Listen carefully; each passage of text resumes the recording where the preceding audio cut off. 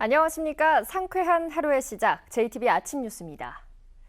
전북은 오늘 아침 전주 14도 등 10도에서 15도의 기온 분포를 보이고 있습니다. 오늘은 대체로 맑겠습니다. 낮 최고 기온은 전주 27도 등 25도에서 28도로 어제와 비슷하겠습니다. 미세먼지 농도와 오존 농도는 보통 수준이 예상됩니다. 내일도 대체로 맑겠고 낮 기온은 27도를 웃돌겠습니다. 전주기상지청은 당분간 낮 최고 기온이 30도를 넘는 더운 날이 이어질 것으로 내다봤습니다. 익산시 공무원들의 금품 수수 사건을 수사하고 있는 경찰이 간부 공무원에 대해서 구속영장을 신청했습니다. 골재 채취업자에게 뇌물을 받고 공문서를 위조한 혐의를 받고 있습니다. 경찰은 이 뇌물이 장학금 명목으로 윗선에 흘러들어갔을 의혹에 대해 수사를 확대하고 있습니다. 정원익 기자입니다.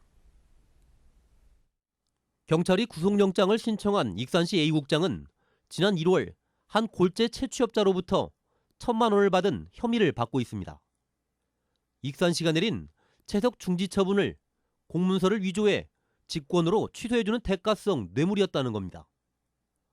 또 농업법인을 세워 국가보조금 5억 원을 가로채는 등 모두 3가지 혐의입니다. 하지만 경찰은 A국장이 받은 뇌물의 이면에 다른 문제가 숨겨져 있다는 의혹에 주목하고 있습니다. 채석 중지 처분 취소를 빌미로 A국장이 골재 채취업자에게 익산시 장학재단에 장학금을 내도록 압력을 행사했다는 겁니다. 이럴 경우 경찰은 이 돈이 윗선으로 흘러들어갔을 가능성이 적지 않다는 판단입니다. 문제는 이 업체만의 일이 아닐 수 있다는 점입니다. 장학금 모금이 사업 특혜를 대가로 이루어졌다면 또 다른 업체에서도 같은 일이 있었을 가능성 역시 배제하지 않고 있습니다. 또 실제 모금한 돈이 장학금에만 쓰였는지 중간에 새나간 건 없는지 등 따져보아야 할 부분이 많습니다. 익산시 공무원들의 금품 수수 사건이 익산시 장학재단에 대한 수사로 확대되면서 큰 파문이 예상됩니다. JTBC 뉴스 정원익입니다. 임대아파트의 임대료 인상률을 놓고 임차인과 건설사 간의 갈등이 끊이질 않아 왔는데요. 전주시가 임대료를 과도하게 올렸다면서 전국에서 처음으로 대형 임대아파트 건설사인 부영을 형사 고발했습니다. 권대성 기자가 보도합니다. 지난 2014년 10월 입주가 시작된 전주 하가지구 부영 임대아파트입니다. 부영은 그동안 1년마다 법적 인상률 상한선과 같은 5%씩 임대료를 올렸습니다. 서민 부담을 외면한다는 임차인과의 갈등이 적지 않았습니다. 1년 5%면 거의 돈 1,000만 원을 준비를 해야 되는데 서민들이 먹고 살면서 월 100만 원 정도 저축해야 그거를 인상을 해줄 수가 있습니다. 전주시가 2.6% 인상이 적정하다면서 조정 공고안을 내놨는데 부영은 받아들이지 않았습니다. 그러자 전주시가 부영을 형사 고발하는 강수를 뒀습니다.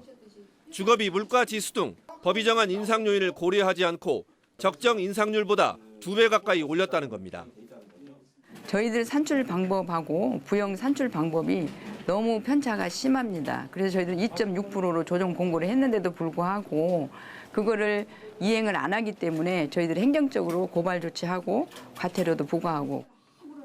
자치단체가 임대료 인상률을 문제 삼아 건설사를 고발한 건 전국에서 처음입니다. 부영 측은 이에 대해 인근 임대아파트 임대료 수준보다 낮아 전주시의 조정 공고 대상에 포함되지 않는다면서 고발 조치는 과도한 행정행위라고 밝혔습니다. 전주시는 남원과 전남, 여수 등 비슷한 상황을 겪고 있는 전국의 시군들과 협의회를 만들고 부영을 상대로 공동 대응에도 나설 계획입니다. 또한 1년에 5%인 인상률 상한선을 2년에 5%로 바꾸는 민간임대 주택법 개정 운동도 대대적으로 펼치기로 했습니다. JTBC 뉴스 권대성입니다.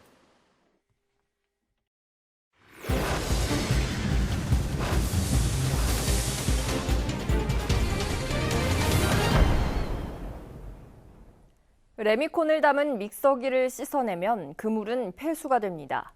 독성이 강해 환경오염의 우려가 큰 만큼 깐깐하게 다뤄야 하는데요. 제대로 된 처리 과정을 거치지 않고 레미콘 폐수를 쏟아내는 현장을 JTBC 취재진이 포착했습니다. 오정현 기자가 현장 고발합니다. 나온다.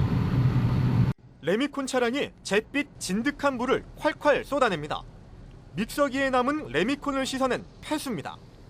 바르게 처리하려면 중금속을 품은 슬러지와 골재를 깐깐하게 걸러내 폐기물 처리해야 하는데 공장 빈 땅, 폐골재를 쌓아놓은 곳에 아무렇게나 뱉어내고 있는 겁니다. 레미콘 공장은 시설을 갖추고 폐수를 처리해야 합니다. 이 시설이 바로 폐수 처리 시설인데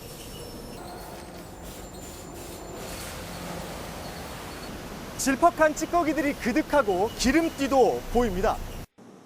꽤 오랫동안 폐수 처리 시설이 가동되지 않은 것처럼 보이지만 업체 측은 입을 굳게 다물었습니다. 이게 고장나서 그러신 거예요? 제가 돈을 그때 못 쓴다니까. 그럼 얼마나 오랫동안 사용이 안 됐는지. 그건 제가 인터넷 자체가 안 나니까. 설명하지 마시라고. 레미콘 차량과 믹서를 씻어낸 물은 강한 알칼리성을 띠게 되는데 독성이 강한 만큼 그대로 배출된다면 인체와 환경에 치명적일 수 있습니다. 그 환경 자체를 바꿔버리는 거죠. 네. 토양에 있는 그 미생물이라던가 이런 것들이 살 수 있는 환경이 바뀌면서 저오염이 되는 거죠. 지하수 인근에 그와 같은 pH 고알칼리성 유해 유출원이 있다 그러면 지하수 오염의 pH에도 교란이 일어날 수가 있죠. 파렴치한 이기심에 땅도 양심도 오염된 잿빛 폐수로 굳어가고 있습니다. JTB 뉴스 오정현입니다. 자치단체장을 뽑는 지방선거가 1년 앞으로 다가왔습니다. 현역은 물론 많은 입지자들이 부지런히 얼굴을 알리고 있는데요. 어떤 후보들이 뛰고 있는지 먼저 광역선거 입지자를 이승환 기자가 정리했습니다. 전북 도지사 선거는 송하진 지사가 재선에 도전합니다. 문재인 대통령 등 정권 수뇌부와 가깝고 지역 현안에 대한 적극적인 지원이 예상돼 어느 때보다 유리한 상황입니다. 민주당 내 경선에는 도당 위원장인 삼선 출신의 김춘진 위원장이 참여할 수 있다는 전망이 나오고 있습니다. 국민의당은 정동영 의원이 8월에 당대표 도전에서 뜻을 이루지 못하면 도지사 출마로 선회할 가능성이 점쳐지고 있습니다. 전주김제 통합론도 사전 포석으로 해석되고 있습니다. 자유한국당은 김항술 도당 위원장과 전희재 전주갑 당협위원장이 거론되고 있고 정의당은 다음 달 도당 개편 이후 선거대책을 마련할 예정입니다. 전북 교육감 선거는 아직까지 김승환 교육감이 입장 표명을 미루고 있지만 역시 삼선 출마가 유력합니다. 여기에 전북대 총장을 역임한 서거석 교수가 주변의 권유를 받고 있어 출마 의사를 결정할 경우 판도에 큰 변화가 예상됩니다. 지난 선거에도 출사표를 던졌던 이미영 전북지역 교육연구소장도 다시 한번 도전 의지를 다지고 있습니다. 전주 교대에서는 유광찬 전 총장과 이경한 교수, 천호성 교수가 보폭을 넓히고 있으며 부교육감을 지낸 황호진 전북대 사무국장도 후보군에 올라 있습니다. JTB 뉴스 이승환입니다. 이번에는 전주와 익산, 군산시장의 예상 후보자들을 살펴보겠습니다. 전주와 익산은 현 시장이 재선에 도전하고 군산은 현 시장의 연임이 불가해짐에 따라 다양한 후보들이 거론되고 있습니다. 김철 기자입니다. 전주시장은 민주당 김승수 현 시장이 재선에 도전합니다. 초선인 김 시장이 큰 과오 없이 전주시를 이끌어 아직까지는 민주당 내에서 뚜렷한 대항마가 거론되지 않고 있습니다. 국민의당에서는 김근식 경남대 교수와 진봉원 변호사, 최진호 도의원 등이 전주시장직에 염두를 두고 있습니다. 전주 국회의원 3명 가운데 2명을 보유한 국민의당은 전주시장 선거에 온 힘을 쏟기로 해 당내 경선이 치열할 것으로 보입니다. 익산은 국민의당 정원율 현 시장이 재선을 노리고 있습니다. 국민의당에서는 지난해 당내 경선에서 패한 이영훈 치과의사가 다시 정원율 시장과 맞붙을 것으로 예상됩니다. 민주당은 김대중 도의원과 김영배 도의원, 황현 전북도의회 의장 등 3명의 도의원이 당내 경선 문턱을 넘어야 합니다. 자유한국당 김민서 익산시의원과 무소속 김성중 익산경찰서장도 후보군으로 분류됩니다. 정원율 익산시장은 국민의당 전북도당의 유일한 단체장입니다. 정 시장이 한 번 더 익산시를 이끌지 아니면 다른 정당의 서력전이 펼쳐질지가 관전 포인트입니다. 군산은 문동신 시장이 3선을 모두 채워 새로운 시장을 뽑아야 합니다. 민주당에서는 강성옥 시의원, 강임준 전 도의원과 최정태 전 도의원, 이재호 전북도당 부위원장, 최정용 전 군산대 총장의 5파전이 예상됩니다. 국민의당은 이성일 도의원과 진희환 시의원의 출마가 확실하고 박종서 전 연합뉴스 지사장과 서동석 중앙당 정책위 부의장 등이 출마를 준비하고 있습니다. 국민의당은 군산의 유일한 현역 의원인 김관영 의원의 조직을 앞세워 첫 군산시장 배출을 기대하고 있습니다. 반면 민주당은 대선 승리의 분위기를 이어가면 내년 지방선거에서도 승리할 수 있다고 밝혔습니다. JTB 뉴스 김철우입니다. 순창군이 섬진강 주변 관광자원 개발 사업을 추진합니다. 남원시가 구인업체와 구직자를 연결하는 데 힘을 쏟기로 했습니다. 나금동 기자입니다. 순창 지역을 관통하는 섬진강 주변이 지역의 대표적인 관광지로 개발됩니다. 동계 장군목을 중심으로 적성, 유등, 풍산, 향가로 이어지는 구간이 단장을 마치면 관광객 유치에 큰 도움이 될 것으로 보입니다. 섬진강은 확장성이 큰 관광자원인 만큼 순창의 색이 잘 묻어날 수 있는 관광자원으로 지속적으로 개발해 나갈 계획입니다. 남원시가 일자리 안내 책자 14,000부를 제작해 읍면동에 배부합니다. 이 책자에서는 남원시의 일자리 시책과 함께 구인업체의 근로 조건도 한눈에 살펴볼 수 있습니다. 우리 남원시에는 크고 작은 기업들이 많습니다. 그 기업들과 일자리를 필요하는 우리 시민들의 어떤 연결고리가 되지 않을까 생각해서 한번 만들어봤습니다. 본격적인 영농철이 다가오면서 이번 달이 농촌 일손 돕기 중점 기간으로 운영됩니다. 정읍시는 읍면동에 지원 창구를 열고 일손이 필요한 농가를 지원할 예정입니다.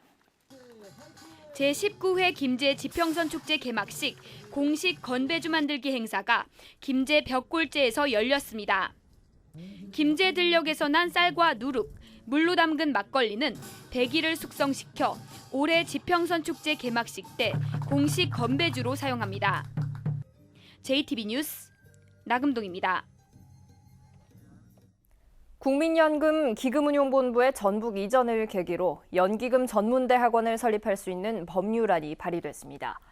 현재 국민연금은 600조 원에 가까운 연기금 규모가 해마다 커지면서 운용직을 늘리고 있지만 기존 대학과 대학원의 금융인력 양성 과정은 대부분 은행, 보험, 증권에만 집중돼 있어 연기금 분야는 크게 미흡한 상황입니다.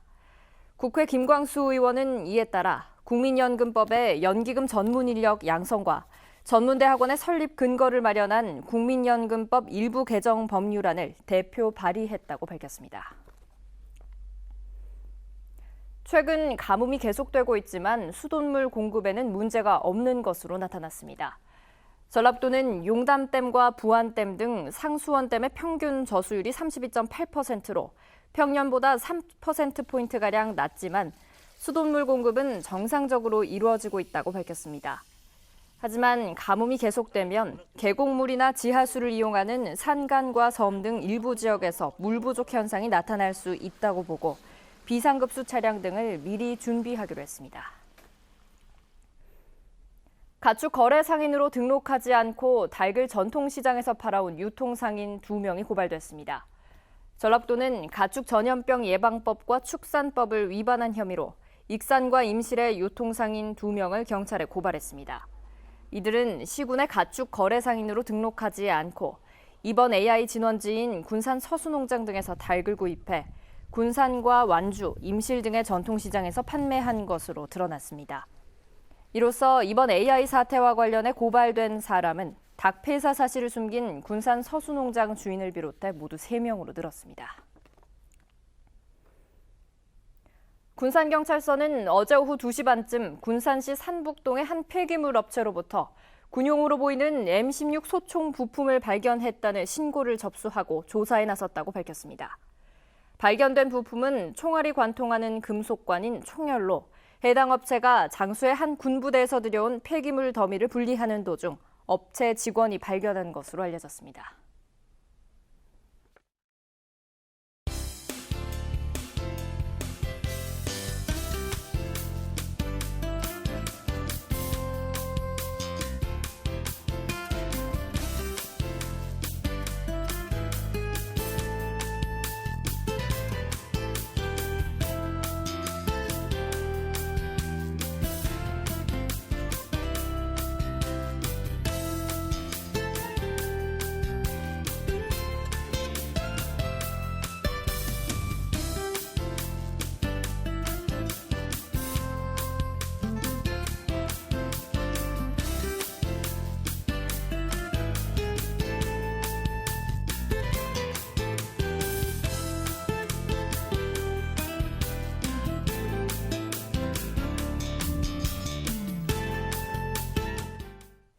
JTBC 아침 뉴스를 마칩니다. 함께해 주신 여러분 고맙습니다.